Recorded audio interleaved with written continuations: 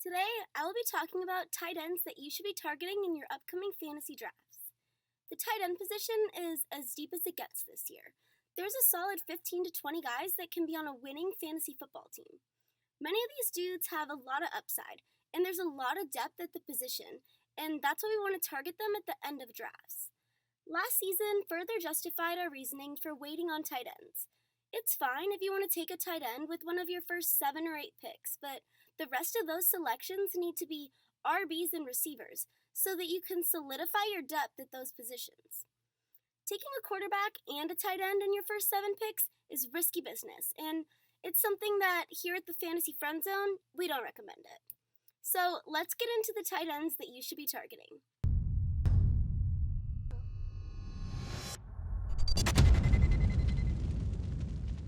First on the list is Noah Fant. He's currently being drafted around the 8th round of fantasy drafts, but I've actually been seeing him go later in mock drafts, so he's becoming more and more of a value.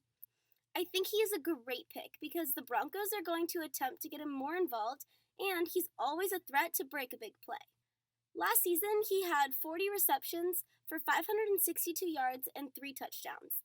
Now, at face value, his stats are just whatever, but for rookie tight ends, these are actually pretty impressive, as the transition to the NFL is difficult for tight ends. Anybody that has followed last year's drafts should know that Fant is just an athletic freak at the tight end position. His physical metrics are just insane. If you look at this chart here, he ranks above the 96th percentile in every metric. If you want to talk about speedsters, he posted a faster 40 time than Courtland Sutton. This dude's breakaway and top-end speed for a guy of his size is just awesome, and it's something that you really want in a tight end. Fant will be an integral part of this offense, and he has a great chance to burst onto the scene with a potential top 5 tight end finish. Next on the list is Mike Gesicki. Spoiler alert, he is my number 1 target at the tight end position this season. He's currently going in the 10th and 11th round of drafts. Let's look at his stats. His rookie season, he had 51 receptions for 570 yards with 5 touchdowns.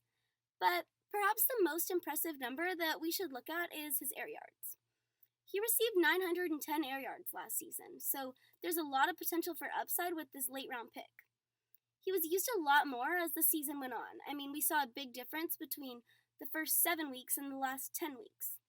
He was the tight end 8 from weeks 8 to 17, and had all 5 of his touchdowns during the last 6 games of the season. It's believed that he will be used in more 3 wide receiver sets with the new offensive coordinator Chan Gailey. The Dolphins haven't invested further in their wide receivers, and there are reasons to like both Fitzmagic and Tua to pair with Gesicki, as Fitzmagic likes to air it out, and rookie quarterbacks, in this case Tua, is more likely to utilize Gesicki as a security blanket, meaning that first-year QBs tend to target the tight end position at a slightly higher rate compared to later seasons. So Gesicki seems to be a huge part of their game plan moving forward this season, and I can't wait. I'm drafting him everywhere. Moving on to Dallas Goedert. He had 58 receptions for over 600 yards with 5 touchdowns last season. He's also being taken in the 11th round of fantasy drafts.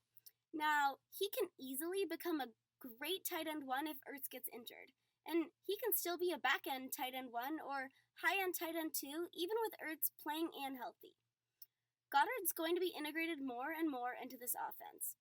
But look, I don't need to sell you on this guy. He has the prototypical size for an NFL tight end. He's fast and has great hands and is highly efficient with his targets and opportunities. The Eagles' offense should be kicking on all cylinders this season, and should have a bounce-back year with everyone healthy. Not to mention, any injury to Ertz puts him in the conversation as a top 3 tight end in fantasy football this season. Next up is Jonnu Smith. He's currently being taken in the 13th round of fantasy drafts. He posted 35 receptions for 439 yards and 3 touchdowns. The dude also ranked 2nd in the league in yards per target and target separation among eligible tight ends. So now he steps into the starting role for this offense. After 7 long seasons with Tennessee, Delanie Walker is no longer with the Titans.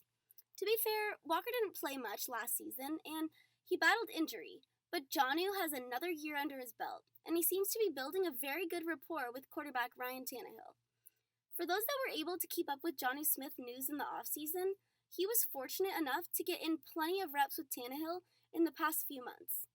It should also be noted that there's another 30 or so tight end targets freed up from Delanie Walker's departure. While I don't think his ceiling is as high as some of the other players mentioned on this list, he's definitely trending upwards. Next up is Blake Jarwin. Right now, he's basically free in drafts. He's being taken in the 11th to 13th round, but I've seen him go even later than that. He might just be the best value pick at the tight end position. He had 31 receptions for 365 yards and 3 touchdowns last season. The Cowboys are going to have a great offense. Witten is gone, Jarwin is the best tight end on the roster, and Jarwin was still the best tight end on the roster even when Witten was there last year. But now there's nearly 80 targets vacated for the tight end position. Jaws, he isn't like some special talent or high draft capital tight end, but he's on the Cowboys, who should once again have a top 5 offense in the league. The Cowboys are number 1 in yards per game, and if you're waiting on the tight end position, I would really recommend targeting Jaws. Last on this list is TJ Hockenson. He's currently going in the 11th to 12th round of fantasy drafts. He had 32 receptions for 367 yards and 2 touchdowns. Overall, a bit of a disappointing year for Hockenson, or it was a bit of a disappointing year for Hockenson owners, especially after his monstrous start with 2 touchdowns in his first game. And then Stafford was out for half the season, and Hockenson battled injury as well. Things just didn't seem to be going TJ's way in his rookie season. Even with all this, though, there's still reasons to be excited for his second year in the league. The Lions' offense was really good before Stafford got injured. They should get to be that high-performing offense that they were. They only scored below 20 points once with Stafford playing at quarterback, and TJ can play in the slot. I do understand the hesitation. It had to be very frustrating to pick up Hockenson off the waivers after his monstrous Week 1 performance. Or for him to not even come close to that type of production, only scoring 1 more touchdown the rest of the season before heading to IR with an ankle injury. But I'll say it again. He's a big body, high draft capital tight end in a high-powered offense with a quarterback that loves to throw to big targets. He's a great target at the end of drafts if you decide to wait on this position. If you want more quality content to crush your league, subscribe so you don't miss anything. I post every Monday, Wednesday, and Friday.